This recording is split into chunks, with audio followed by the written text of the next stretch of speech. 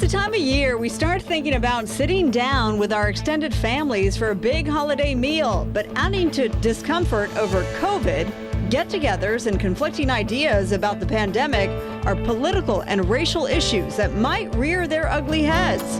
Well, we've got some guests who say, don't be skittish. Now's the time to have those uncomfortable conversations. We'll tell you why. Our restaurants continue to struggle to get back on their feet after months of lockdowns and now serious staffing issues. They could use a little love to keep them going. This month, there's a benefit to help out struggling California restaurants, and all you have to do to help out is dine out. And this Thanksgiving, you can enjoy your turkey a different way, alive.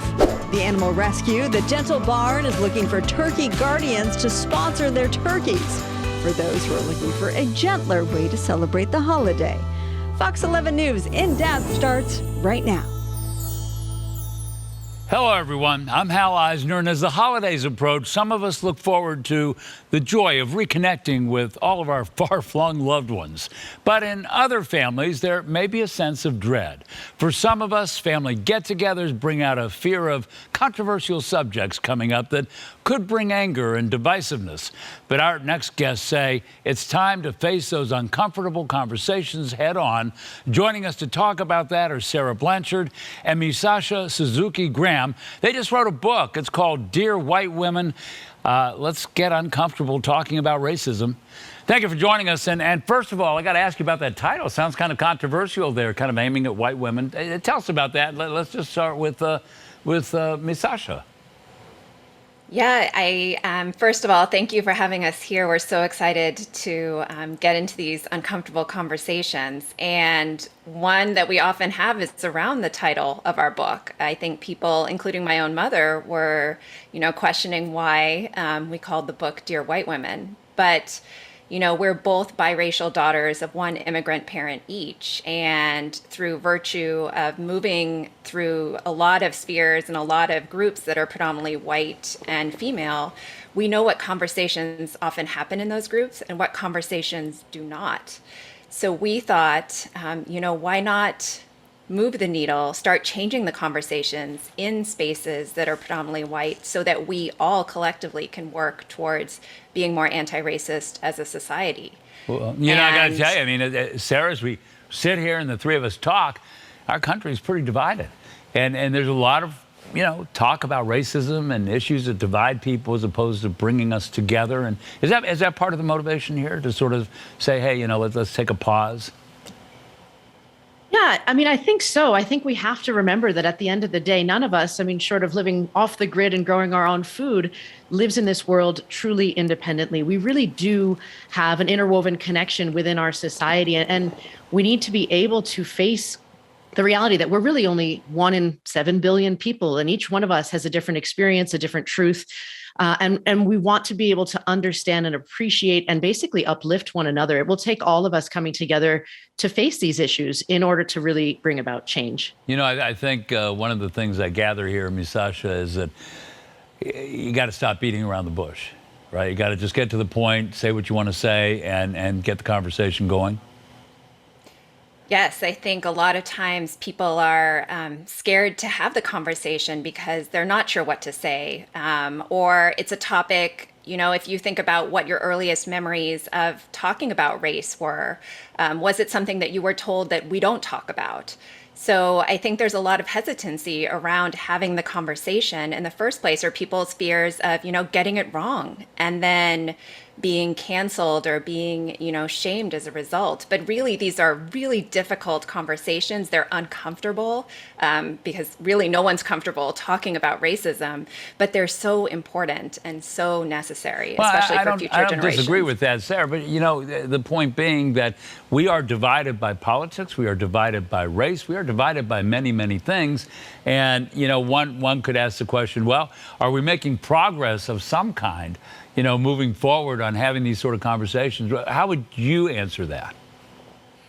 I think progress can be measured in so many different ways. And I think what we want to really emphasize with our platform, which really is something that's heart-led, because a lot of people have felt this way, that they are so divided, that they are so worried about making mistakes that they don't want to say anything at all.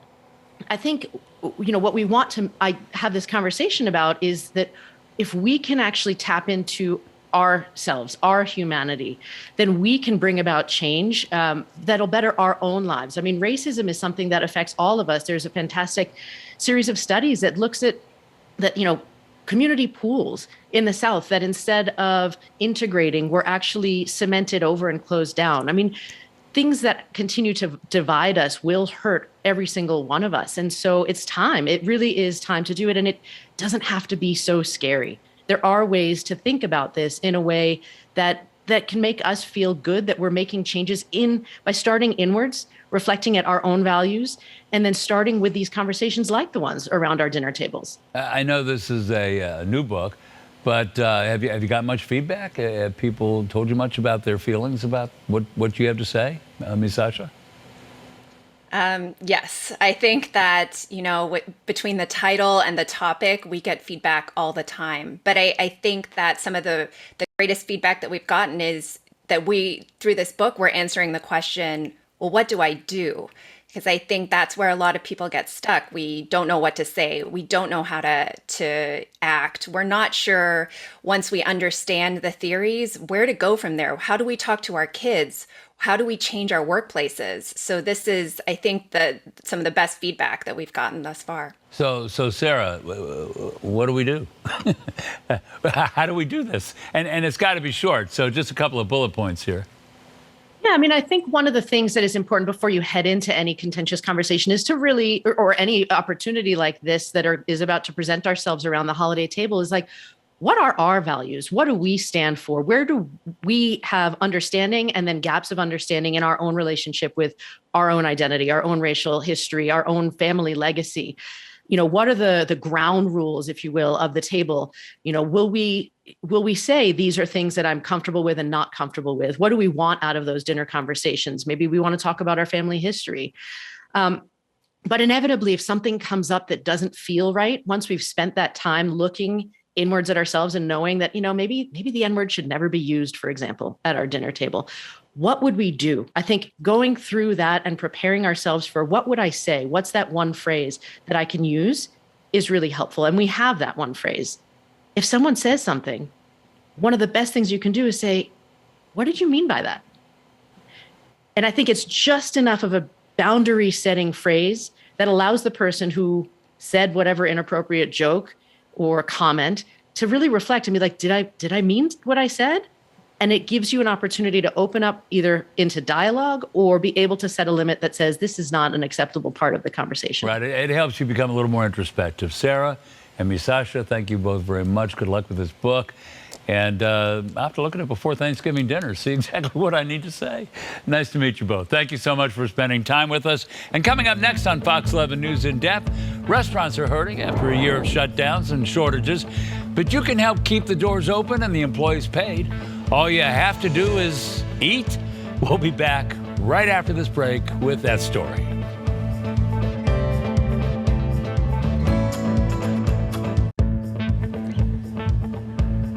Welcome back to Fox 11 News in Depth. I'm Hal Eisner, and all during November, the California Restaurant Foundation is hosting an event to benefit our struggling restaurants and restaurant workers.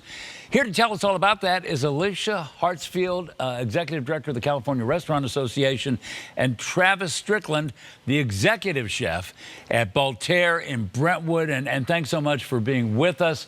You look like a chef, Travis. You're all dressed up in the part. I got to ask you. Let's start with Alicia. I had to come in with the right outfit on. There you go. Let's start with Alicia and tell us what this dining event is all about. Yeah, thanks for having us. So the Grateful Table Dine Out is sponsored by SoCal Gas and Noble Vines, and it is a month-long campaign in which we are asking all Californians to dine out at their favorite restaurants, try something new, but get out there and support restaurants, and to say that we're grateful and thankful for everyone who makes our meals so amazing when we go out and dine at a restaurant. So is this what's called Restaurant Cares? Yeah, so the Dine Out is benefiting our restaurant relief fund called Restaurants Care. We provide direct grants to bartenders, dishwashers, cooks, servers, and those that work in food and beverage service when they face a crisis or a hardship. We know life can be unexpected and things can happen, and we're there to be a safety net and provide some financial relief and additional resources. Yeah, and it couldn't come at a better time because we've seen through the pandemic restaurants having such a difficult time. So Travis, I mean, I guess that's sort of one that lands in your lap. How tough has it been for you, and why is this so important and important to your restaurant, Blanchard? Yeah, the toughest part, I think, and what really got us interested in becoming involved with this campaign was just how, how directly this impacted the people who kind of pour their blood, sweat, and tears into, our establishments and restaurants, overall. So, kind of being on the front line and seeing how this pandemic has affected those people really gave us the kind of motivation to want to be a part of something that could go in and help those people get back. It's not a secret at all that we've been affected, pretty badly in service-related industries. But now that we have the opportunity to welcome guests back in and do some really fun and exciting things like this campaign, we were thrilled to participate. I understand there's a steak sauce that you've got there that's going to be something that'll help the cause. Is that right? We wanted to find a way to participate that was kind of creative and showcase some of the things that we are really passionate about. So we opened Blanchard in 2015 in the famous neighborhood of Brentwood, and this sauce has kind of been a fan favorite since day one. So we took to bottling it and kind of marketing it. So we thought that this would be a great time of year as holiday gift giving season is upon us to give back a portion of the proceeds of all sales of that steak sauce to the restaurant's care fund, and that's going to be our contribution to kind of this greater campaign. Alicia, you go into this with high hopes and sort of a little bit of wind behind your back as people are starting to come back out. How are things at the restaurants that you work with? Well, I think restaurants are still coming out of the pandemic, certainly, and things are tough, but then they can be good as well. As Chef Travis mentioned, it's nice to be able to welcome guests back, and it's great to see people out enjoying celebrations and fun life moments at restaurants again. So we can do our part and dine out. We say that dining out is our superpower, so we can use it all month, and it's from dining in to takeout to delivery. It's our way to give restaurants a boost and to help them continue to come out of this pandemic and show them how much we care and how grateful we are that they're part of our neighborhoods, because we know they're so important to our local communities and economies as well. And this comes at a time when we're about to dive into Thanksgiving, which means we're about to dive into turkey and stuffing and cranberries. Oh, I'm getting hungry. And so, Alicia, it's just sort of the timing is right to try to get people to come back out and sort of enjoy this holiday, be thankful for things, and grateful that I guess maybe we can get back to going to our favorite places in our neighborhoods. Yeah, it's the season of gratitude, isn't it? And I love what Blanchard is doing. I happen to have purchased my sauces today, so I encourage everyone to do that. You can do it online. You can pick them up in the store or have them delivered. And I'm going to use them as great holiday gifts. So yeah, it's a fun way to say thank you to the restaurants in our community and give back and have some fun as well, because we get to eat out and enjoy wonderful food and community. All right, so we only have like about a half a minute left. Tell us what the menu is, Travis. Get us excited.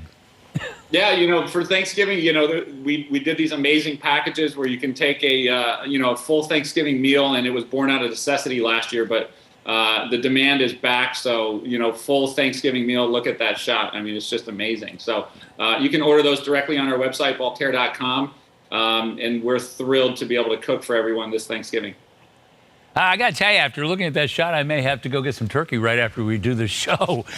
Travis, Alicia, thanks so much for joining us. I hope you have a great Thanksgiving. And coming up next on Fox 11 News in Depth, a local animal rescue is offering a unique take on Thanksgiving dinner. The turkeys stay alive, and you get to visit with them. That story coming up. We'll be right back.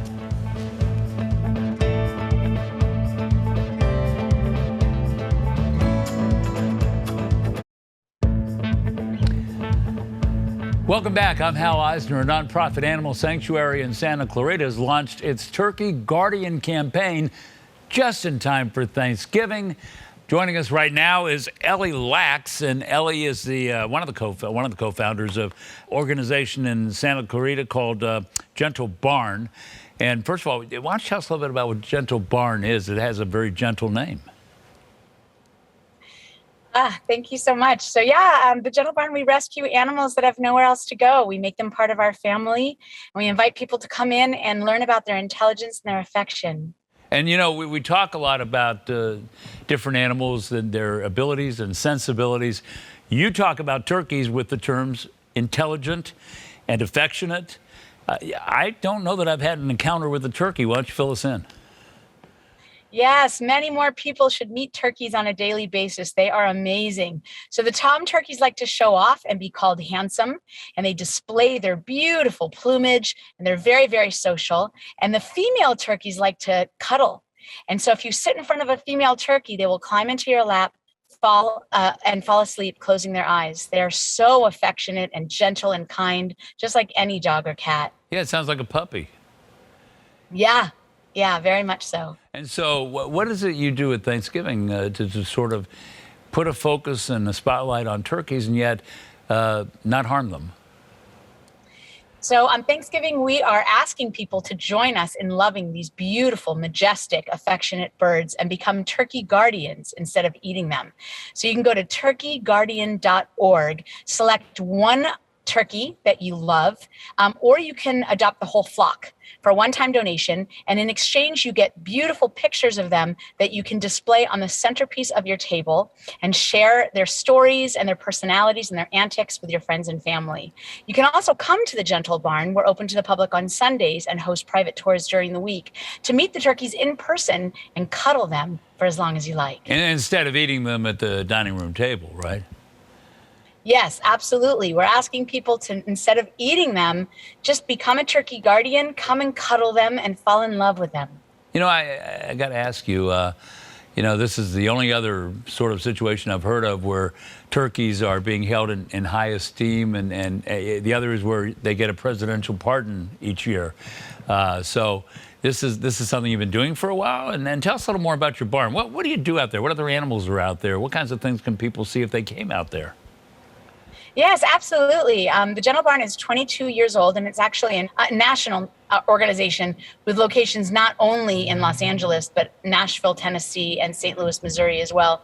And we're home to horses, cows, pigs, sheep, goats, chickens, turkeys, peacocks, llamas, dogs, cats, donkeys, and we even have a parrot.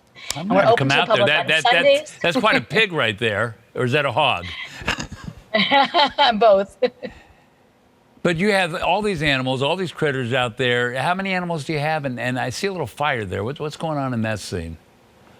Yeah, that's our fire footage. In 2019, we were affected by the fires and had to evacuate. And I think this shot that you're filming right now is our pig Honey Bear coming home after being evacuated and being very happy to be home again. How was that fire on these animals, and particularly those turkeys that we talked about? Yeah, it's scary. We've got to get them onto the trailers very, very quickly and out to safety. And then as soon as we're cleared, we get to come home. So fire is always a huge thing you worry about out in the Santa Clarita area. And these animals are very sensitive to not only that, but the smoke as well. We see that anytime we have a brush fire. Yeah, absolutely. I mean, fires are no fun. It's something that we live with. Living in Santa Clarita, California, we're always on the alert. We're always on the ready. And we're very grateful when we can get through fire season safely. Grateful is the key word this holiday, isn't it? We're grateful for a lot of different things. What are you grateful for? I am grateful to know turkeys for who they truly are. I am grateful for every person that would join me in falling in love with these birds and becoming a turkey guardian instead of eating them. And I'm grateful for every single person that donates and supports the Gentle Barn, for all our healthy, happy animals, and for all the animal lovers worldwide. I would be remiss if we didn't take the opportunity to ask you how people can support, how can they donate, and also how can they come out, and what hours are you open, and that sort of thing. Because somebody may be watching and saying, I want to go. Yes, absolutely. So first and foremost, you can become a turkey guardian by going to turkeyguardian.org. And then you can learn more about the Gentle Barn by going to gentlebarn.org. Come out and visit. We're just a stone throw away from Los Angeles. Cuddle the turkeys. See our turkey Romeo show off. Hug the cows. Hold the chickens. Play with the goats and sheep. It's an experience that, if you've never been around these animals, it'll change your life. You know, I'm looking at those little puppies there, and so I gather it's not just cows and pigs. Well, that's something actually we did during the pandemic when we were closed for visitors. We had a group of puppies that were up for adoption come and meet the animals. It was lots of fun. And there's still a lot of that going on. So are people still bringing you dogs that were, or cats even, that were pandemic pets, but they can't deal with them now? You know, we serve a very specific niche at the Gentle Barn where we take animals that are not adoptable. They need ongoing care for the rest of their lives. So if there are dogs or cats that people just can't care for anymore, we refer them to adoption agencies. But when they are animals that can't go to adoption agencies because they have mobility issues or fear issues or behavioral issues, those are the animals that come to us at the Gentle Barn, and we keep them for the rest of their lives, unless we can heal them quickly and get them on to their forever homes. You know, I got to thank you very much, and it's good to, you know, we've talked about eating turkeys. Now we have a chance to talk about other things with turkeys, and I want to wish you a happy Thanksgiving for all that you're grateful for, and thanks so much for being with us. And coming up next on Fox 11 News In Depth, we'll be back right after this break. Don't go away.